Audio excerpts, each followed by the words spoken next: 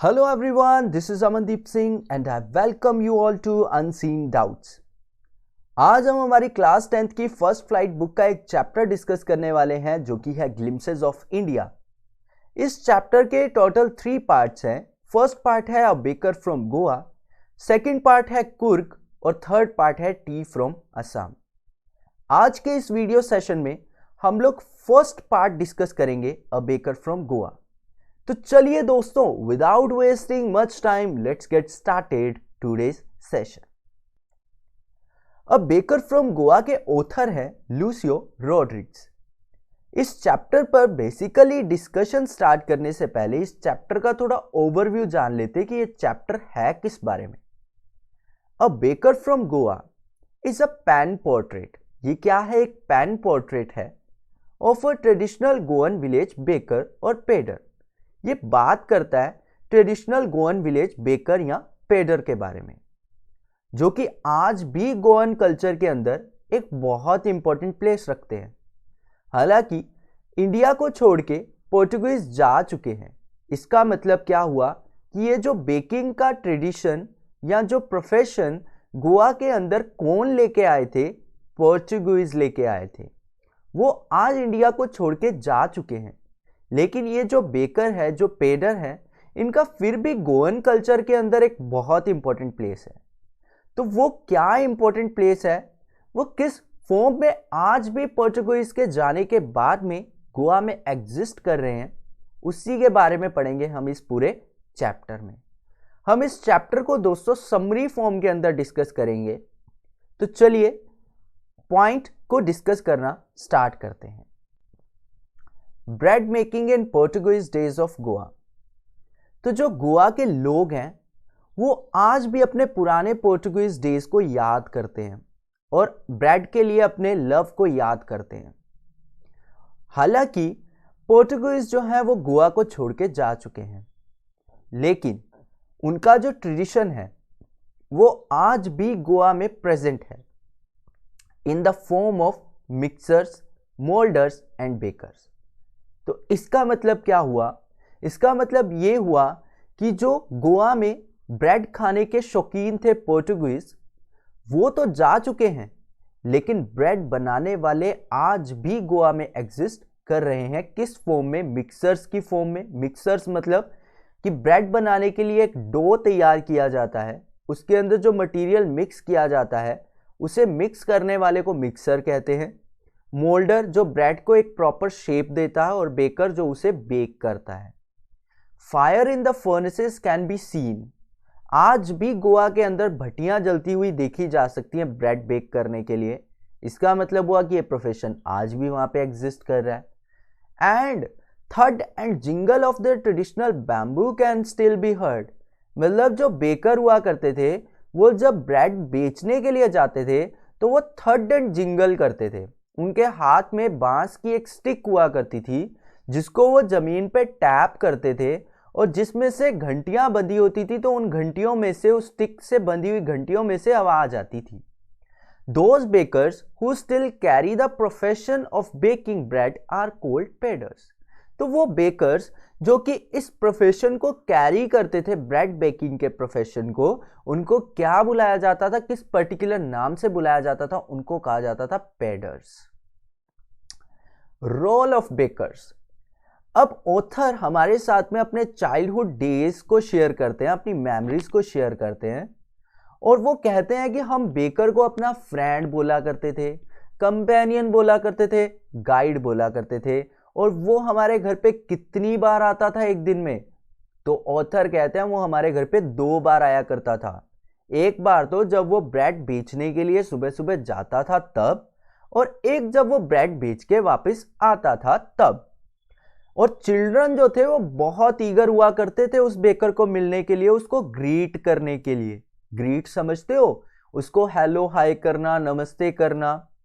As soon as the jingling third walk them. जैसे ही वो थर्ड की जिंगलिंग होती थी, जैसे ही वो अपनी थर्ड को टैप करके जिंगल करता था, वैसे ही सुबह सुबह सोए हुए बच्चे जो है वो आवाज सुन के जाग जाते थे। और बच्चों की डिजायर क्या हुआ करती थी खाने की? Sweet bread bangles. तो उन ब्रेड्स के अंदर एक टाइप होता था ब्रेड का जो कि ब्रेड बेंगल हुआ करते थे, जैसा कि आप इमेज में भी देख सकते हैं। तो बच्चे उसको खाने के बहुत शौकीन हुआ करते थे। आगे बढ़ते हैं, चिल्ड्रंस लॉन्गिंग फॉर ब्रेड, मतलब बच्चों की जो डिजायर होती थी ब्रेड के लिए वो कैसी होती थी।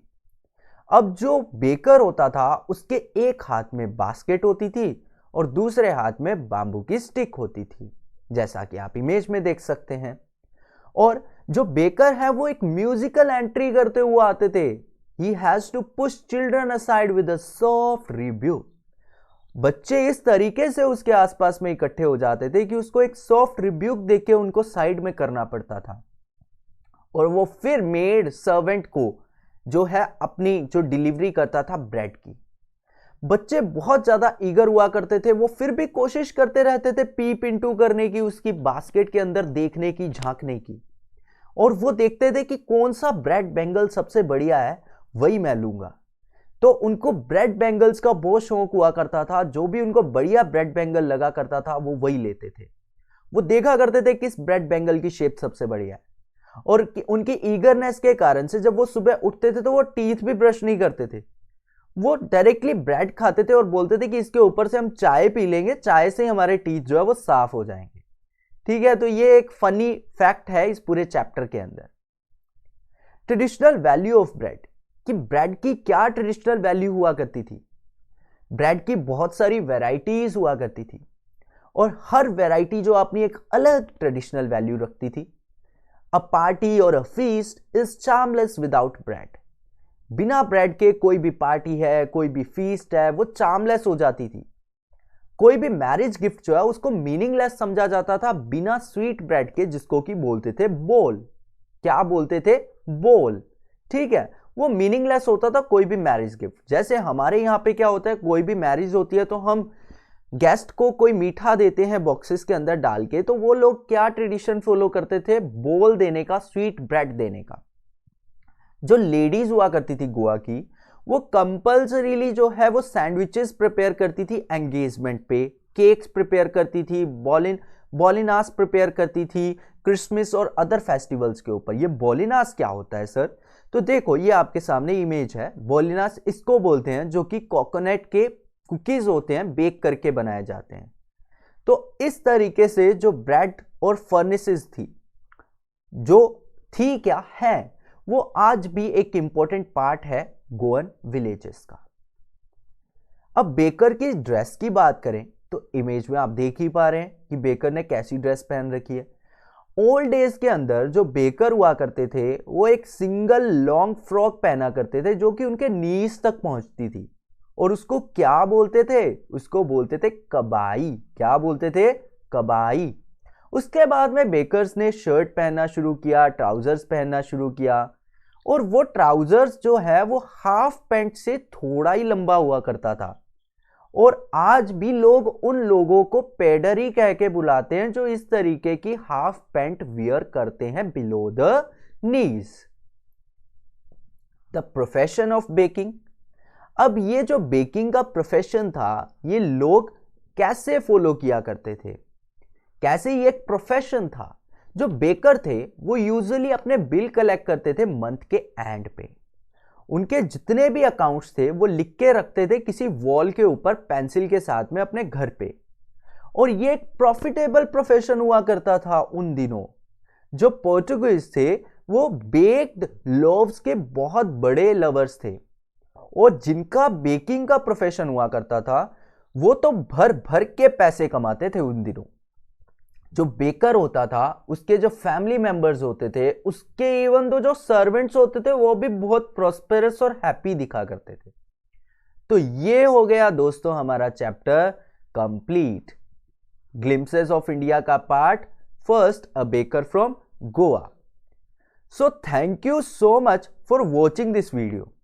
अब अगर वॉच कर ही लिया है तो नीचे एक रेड कलर का सब्सक्राइब का बटन है, उसे भी दबा दो। दोस्तों के साथ वीडियो को शेयर भी कर लो, अरे लाइक भी कर दो और कमेंट करके फीडबैक भी दे दो। इतना तो कर ही दो ना। चलिए मिलते हैं फिर आपसे नेक्स्ट वीडियो में। Thank you so much.